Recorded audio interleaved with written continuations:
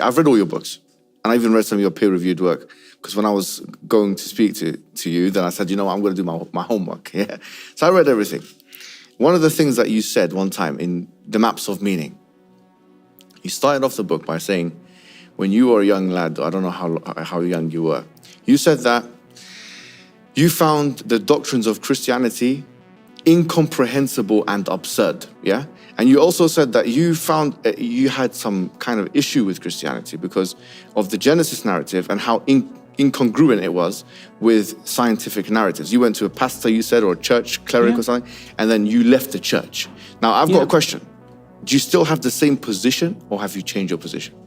Well, I've changed my position a lot. I was only 13 then, you know, and I was caught up in the battle, you know, insofar it was manifested in me when I was 13. I was caught in the battle between Enlightenment rationality and traditional narrative belief. I had no idea how to reconcile those two things. Do you feel like you can do that now?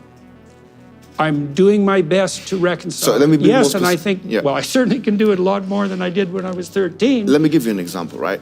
This point, when you were 13, I think you were thinking straight. I'm sorry to be very straight. It's hard to believe that someone is disagreeable with you as you would manage that. Because someone with an IQ of 180 or whatever you have, someone of your intelligence. When you were 13, you probably had an IQ of, I don't know, 120 or something, yeah? So you were operating like my friend over here, Ali Dawa, so it's on his level, at the age of 13. But what I was going to say was that, you know, the reason why I think he was, because look at the Trinity, for example. Look at the schisms. Now, this goes to your specialism. The idea of three all-powerful entities, that Jesus is all-powerful, that the Father is all-powerful, the Son is all-powerful, and the Holy Spirit is all-powerful, but there's not three all-powerfuls, there's one all-powerful. You have one ultimately willing being, which is a person, which is Jesus, and then another person, which is ultimately willing, which is the Son. The Quran says about this, it says, مَا اتَّخَذَ اللَّهُ مِنْ وَلَدٍ وَمَا كَانَ مَعَهُ مِنْ إِلَهٍ إِذًا لَذَهَبَ كُلُّ إِلَهٍ بِمَا خَلَقَ وَلَعَلَ بَعْضُهُمْ عَلَى بَعْضٍ. In chapter 23, verse number 91, it says that Allah has not taken any son, and he did not have any creator with him. Had that been the case, they would have stripped one another for what they would have competed and tried to outstrip one another for power. Meaning this idea of three all-powerful persons is unintelligible, to say the least. The idea that Jesus Christ exhibits two natures. I know that there are schisms and there's difference of opinion among Christians, but the fact that you have this human nature where Jesus is walking and he sees the tree and he can't eat from the tree, he doesn't know that the tree is in season or not, or that he doesn't know when the hour is, or whatever it may be. The Quran says it very clearly. كَانَا يَأْكُلَانِ الطَّعَامِ. Him and his mum used to eat food. This proposition that they're limited and unlimited at the same time is unintelligible. It's a contradiction. It's an affront to logic. This will cause you cognitive dissonance. Because if you want to be a rational actor, and you want to be... See, that's the thing. Yeah. I don't want to be a rational actor. But you do when you do your scientific experiments. That's true. So why'd you separate the two things? Because rationality should be subordinated to something above it.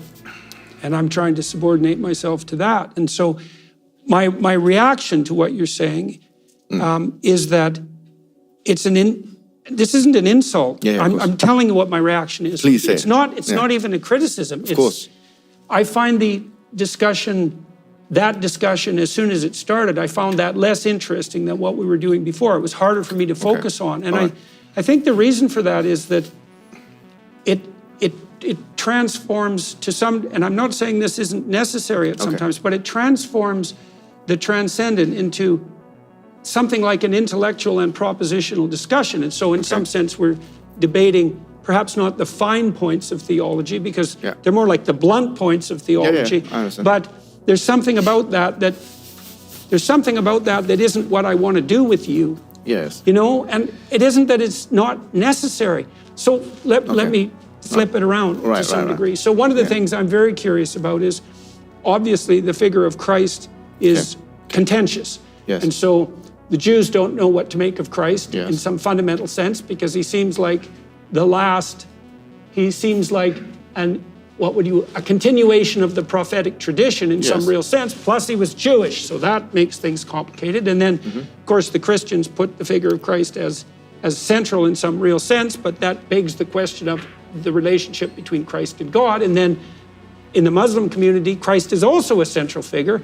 And so I'm curious about that. And we could say we have doctrinal differences about what constitutes that centrality. It's like, fair enough. And I would also not say that I understand what that centrality means. Like, so one of the ways I would understand that, let's say, is that in the Western tradition, and I don't know to what degree this is true in the Muslim tradition, one of the attributes of what Christ is psychologically is the logos.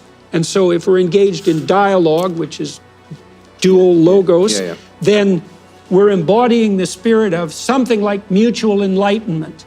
And that's then the presence of that spirit in the genuine confines of temporal reality, right? It's something like the infinite descending to the finite to illuminate us. And to the degree that we can have a dialogue in good faith, which is also a religious notion, then we can engage in that process of dialogos, and that transforms and redeems us. And then when I say, well, do I believe that? I say, well, it isn't just that I believe it as a proposition, it's that I can tell when it's happening. And so can you, I think. It's like, you're going to see that this conversation will ebb and flow, you know, and some of the time it's going to grip you. You think, we're at the heart of the matter, and sometimes your attention's going to wander. Your attention's going to wander when we're off the path. And so I would say that to the degree that you and I are communicating, this is a religious way of thinking about it, is that we're doing our best to embody the spirit of the logos. And if that's working, then we're making progress. And I know that in the Western tradition, that's part of what has been conceptualized as the fundamental attribute of the figure of Christ. And I know that Christ is central in the Muslim tradition. And so one of the things I would want to know is not how we differ doctrinally, because I don't even think I'm qualified to debate you on that case. We've got the guy here. Well, Jonathan might have some things to say, but what I would like to know instead is, why do you believe that the figure of Christ is central in some sense, or maybe I've got that wrong, although I don't think so. Why do you think the figure of Christ is central both to the Muslim faith and the Christian faith? And what do you think that says about what we share in common? Because I really don't understand that. It's a mystery to me. Okay, so Jesus Christ, if secular historians will look at him and differ on his existence or not. The majority, to be fair, do believe he existed, right? Even secular historians, atheists and agnostics and whatever it may be, right? It's the simplest explanation. Yeah, it's a simple, of course, yeah. So I believe that, first of all, Jesus Christ existed, which in the modern age is worth noting, right? Muslims are the only other major world religion who believe in Jesus Christ as the Messiah, as the prophet. Right, he had the virgin and birth. this is a strange thing, so we should definitely be trying to sort that out.